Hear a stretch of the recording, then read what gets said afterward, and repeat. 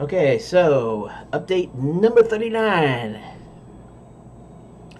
Alright, so admittedly, in the last 6 videos, so that's going to be like what, 6 days, about a week's worth. I edited 2 videos together. One that was didn't have much in it, and then the other one which is a little bit too long, and I got it down to 15 minutes. So I think that will be kind of cool. But I did actually, we did actually, make some progress here, right?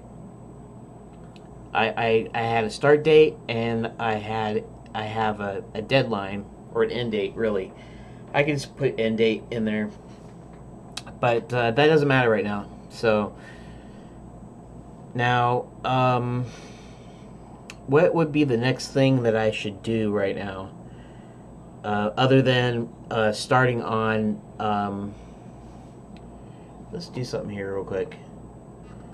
I'll just leave. Actually, I'll just leave the settings the way they are. Uh, so we got 16 months before I have to be done with the end of the first part. Now, obviously, it's not going to take that long, or I shouldn't say that. It might take that long.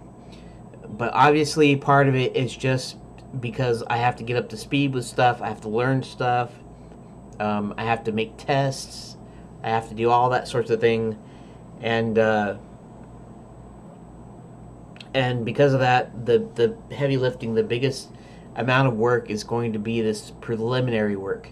But I'm not doing traditional pre-production in the fact that I'm not gonna wait. I'm not gonna finish my story and then as soon as I get done with my story, go in, start writing characters, and then when I'm done with that, start like they do before they actually do production. I'm going to be working on everything kind of at the same time. Not really on the same time, but you know what I mean.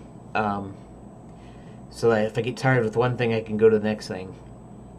So now that I have a deadline, which is August 1st, 2020.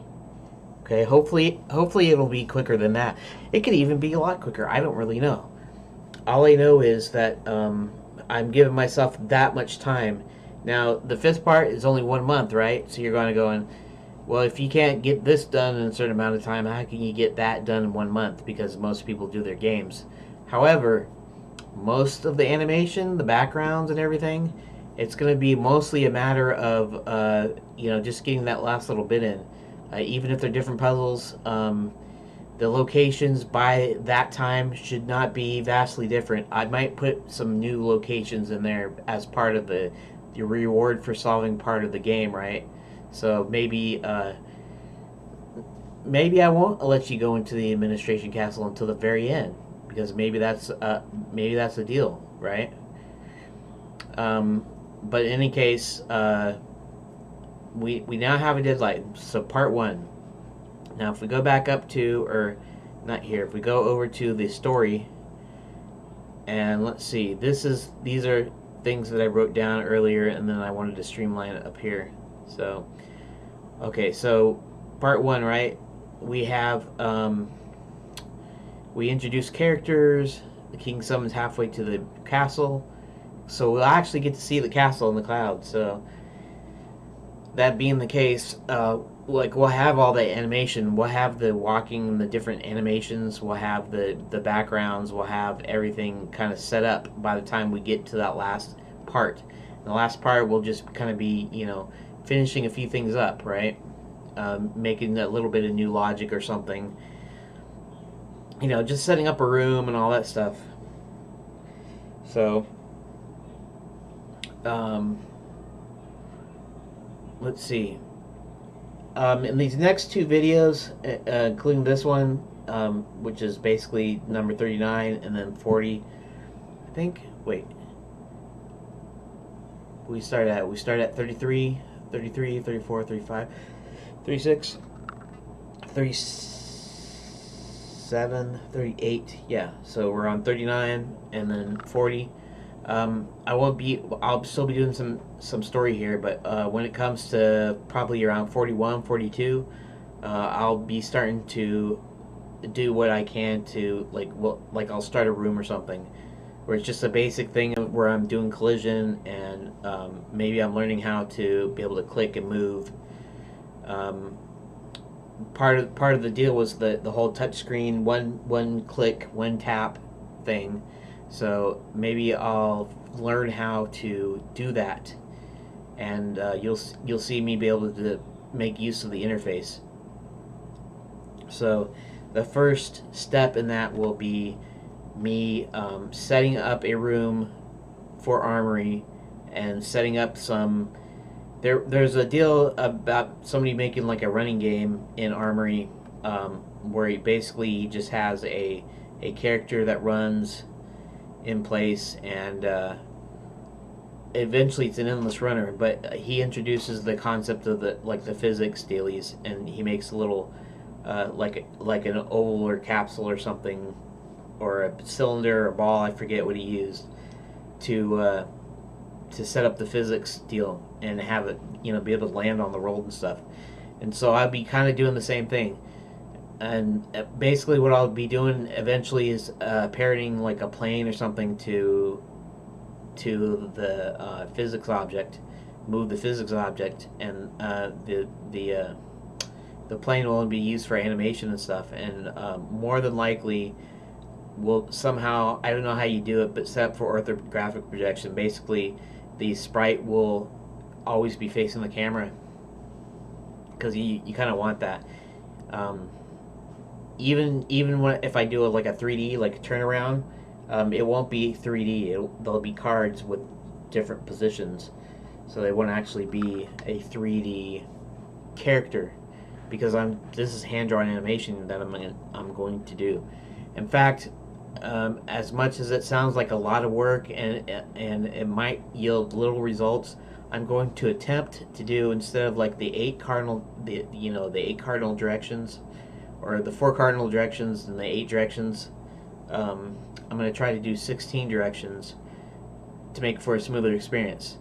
And you might say, well, how come you don't just do a 3D character and like render it out as a cell shaded or something?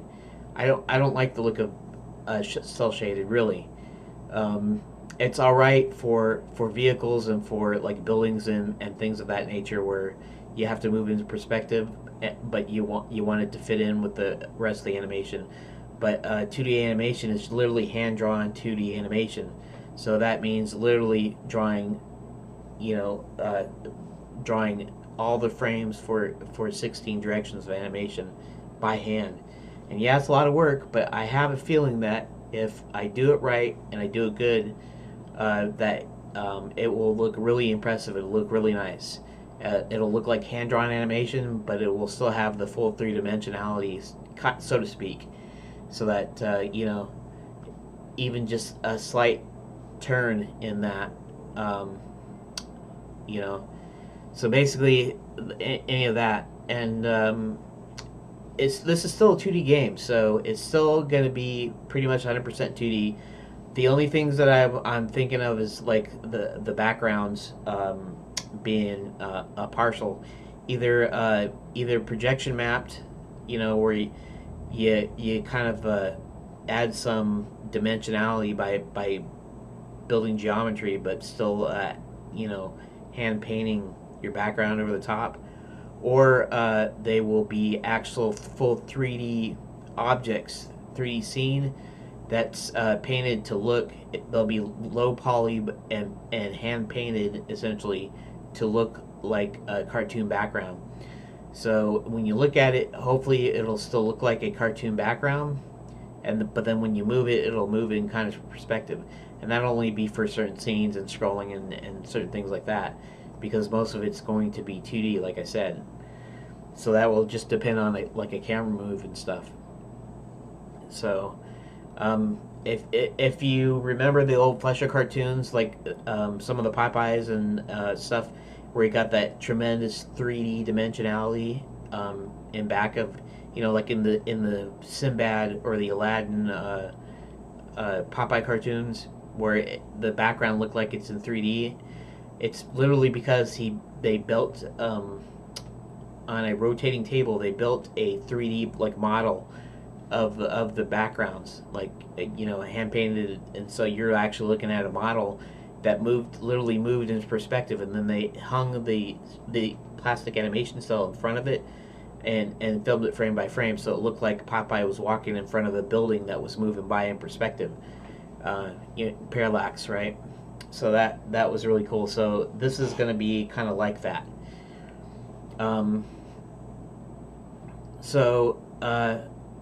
What we have here, the reason I went here is this is the story thing. So this is the thing that sets off the whole thing. Now, within part one is going to kind of be complete. So I'm going to have its own inciting incident and its own plot points. And John enters Enchanted Lands like right at the end. So I'm going to try to make it to where you're not in this world too much. In other words, where you don't play boring stuff at home, that's stuff you'd see at home. More than likely, you'll be playing halfway until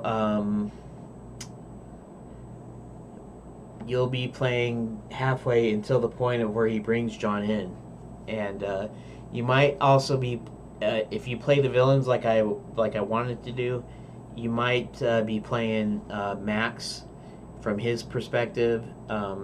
So we'll have some characters right from the start. We'll have the king. The king will probably be an NPC. Probably won't be a playable character. I don't know if it really works well to have so many playable characters. It might be kind of boring that way. So I don't know, or if I should make all NPCs playable. But the king is important enough though that I could allow you to play him, but the puppet king is a puppet, so at least you'll be able to play Max's part. In fact, the inciting incident might be involved with him coming back into Enchanted Lands. In fact, it might be that might be a good way to start out. I'll have to figure out where he was banished to originally, and then you'll have to figure out as a player how to get him back into Enchanted Lands, having to do with the Quicksilver that's on him. So that's about all I have to say for this video. I know it's a lot of talking, but maybe in the next video I'll actually write this stuff down, because I'm still here, even though you might be seeing it a day or two from now. I'm recording it now, so in the next video I'll start writing some of the stuff down, basically what part one is about. So stay tuned.